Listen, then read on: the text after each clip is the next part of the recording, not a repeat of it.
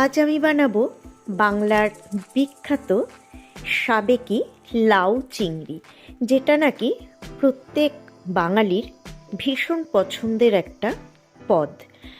এটা বানানো ভীষণ সহজ, তো আমি এটা বানাচ্ছি কিভাবে সেটা তোমরা দেখে নাও। নমস্কার বন্ধুরা, আমি পুপু আর পুপুর রান্নাঘরের আর একটা পর্বে তোমাদের সবাইকে স্বাগত জানাচ্ছি। যদি আমার রেসিপি ভালো লাগে তাহলে প্লিজ একটা লাইক দিতে ভুলো না। নতুন বন্ধুদের অনুরোধ করব এরকমই সুন্দর সুন্দর রেসিপি পেতে আমার চ্যানেলটা সাবস্ক্রাইব করে বেল আইকনটা প্রেস করে আমার পাশে থেকে যাওয়ার জন্য। চলো তাহলে শুরু করে দিই আমার আজকের রেসিপি। এখানে আমি একটা মাঝারি মাপের কচি লাউ খোসা ছাড়িয়ে ধুয়ে কুচিয়ে নিয়েছি। 1 টেবিল চামচ গোবিন্দভোগ চাল আমি জলে ভিজিয়ে রেখে তারপরে বেটে নিয়েছি। নিয়েছি 1 টেবিল চামচ আদা বাটা। আর যেহেতু লাউ চিংড়ি হবে তো চিংড়ি মাছ তো লাগবেই। চিংড়ি মাছটা আমি পরিষ্কার করে ধুয়ে নিয়েছি। এখানে দেখো নিয়েছি একটু নুন আর একটু হলুদ, তো যাতে মাছের হাতে নুন হলুদের কৌটোটা ধরতে না হয় সেই জন্য আগেই নিয়েছি। তো দেখো এখন আমি সবটা একসাথে ভালো করে মাখিয়ে নেব।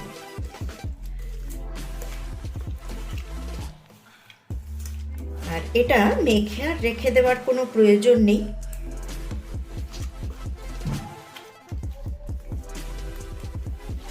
চলো এবার চলে যাই মূল রান্নায়।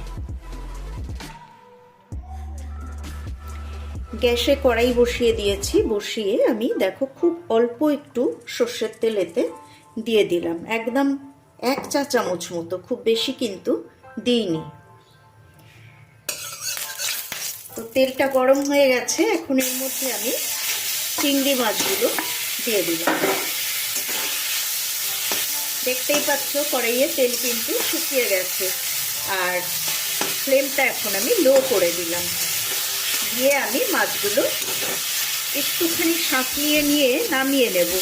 আমি কিন্তু ভাজবো না, ওই জন্যই আমি খুব অল্প একটু তেল দিয়েছি, যাতে শরীরে তেলটাও কম যায়, কম তেলে রান্নাটা হয়, অথচ মাছগুলো খুব বেশি ভাজা না হয়। কারণ চিংড়ি মাছ বেশি ভাজলে কিন্তু ছিবড়ে হয়ে যায়। সব মাছই হয়, সব মাছ খেয়াল করবে। আমি মাছের রেসিপিগুলো করি যে মাছ কিন্তু আমি কড়া করে খুব কমই ভাজি, একটুখানি রেখে দেবো কড়াইয়ে। তো দেখো মাছ থেকেই কিন্তু এই দেখো জল বেরিয়েছে। লো ফ্লেম করে রেখে দিয়েছিলাম, তো জলটা বেরিয়েছে। এখন আমি ফ্লেমটা হাই করে দিয়েছি, আর এই জলটা শুকানো পর্যন্ত আমি এটাকে রান্না করব।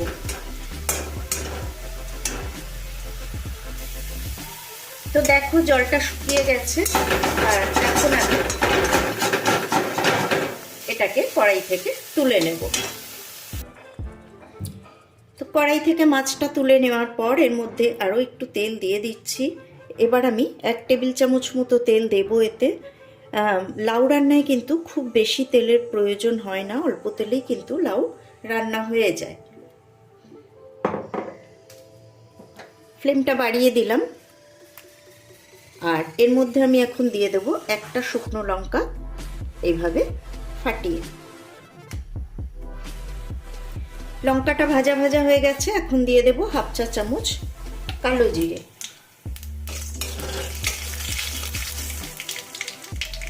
খুব সুন্দর একটা গন্ধ বেরিয়ে গেছে ফোড়নের। ফ্লেমটা লো করে দিলাম, নইলে পুড়ে যাবে। এখন আমি দিয়ে দেব কুচিয়ে রাখা লাউ।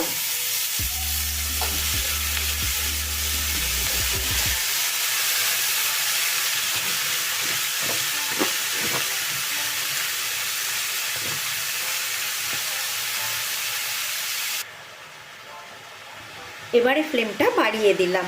এবার এর মধ্যে দিয়ে দেব হলুদ গুঁড়ো 1/2 চা চামচ মতো দিয়ে দিলাম।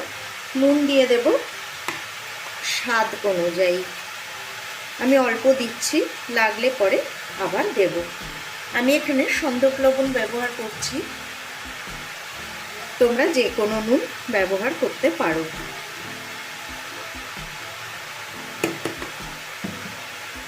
আর দিয়ে দেব আদা বাটা।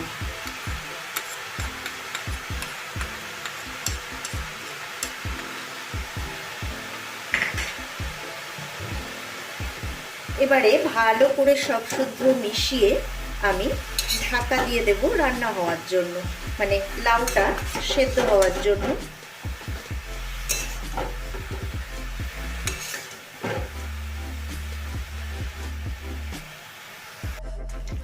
মিনিট 3 পর আমি ঢাকাটা সরিয়ে নিয়েছি। জল কিন্তু অনেকটাই শুকিয়ে এসছে, লাউও প্রায় সেদ্ধ হয়েই গেছে। এখন আমি এর মধ্যে 3টে চেরা কাঁচা লঙ্কা দিয়ে দিলাম। ঝালটা তোমরা তোমাদের পছন্দে দেবে, যদি মনে করো ঝাল আর একটু দেবে তো দিতে পারো। আমাদের ঘরে এমনিতে একটু কম ঝাল খাই আমরা, আর তাছাড়া এই লঙ্কাগুলো কিন্তু ভালোই ঝাল, আর এখন দেওয়া হচ্ছে তার জন্য এটা কিন্তু বেশ ঝাল হয়ে যাবে। আর এর মধ্যে ভেজে রাখা চিংড়ি মাছটাও এখন আমি অ্যাড করে দেব।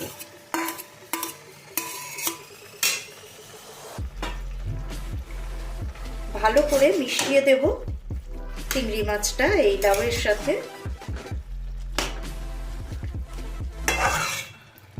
তবেই কিন্তু লাউয়ে চিংড়ি মাছের গন্ধটা ভালো আসবে। একদম শেষে দিলে কিন্তু গন্ধটা ভালো আসে না। এখনো দেখো অনেকটাই জল রয়েছে। তো এবার আমি আবার ওইটাকে ফ্লেমটা লো করে ঢাকা দিয়ে দেব। তো মিনিট 5 পর আমি ঢাকাটা খুলে নিলাম, আর এর মধ্যে দিয়ে দেব 1/2 চা চামচ পরিমাণ চিনি। শীতের কচি লাউ, তাই প্রচুর জল বেরিয়েছে, জল শুকোতে একটু সময় তো লাগবেই। ভালোভাবে চিনিটা এর সাথে মিশিয়ে দেব। আমি অনেককেই দেখেছি লাউ সেদ্ধ করে নিয়ে রান্না করতে, তাতে কিন্তু লাউয়ের স্বাদ তো চলেই যায়, আর লাউয়ের যে গুণ সেগুলোও কিন্তু বেরিয়ে যায় ওই সেদ্ধ করে জল ফেলে দিল। যদিও কম সংখ্যায়, কিন্তু আমি শুনেছি অনেকের কাছে। তো যাই হোক, লাউটা সেদ্ধ হয়ে গেছে, সামান্য একটু জল রয়েছে।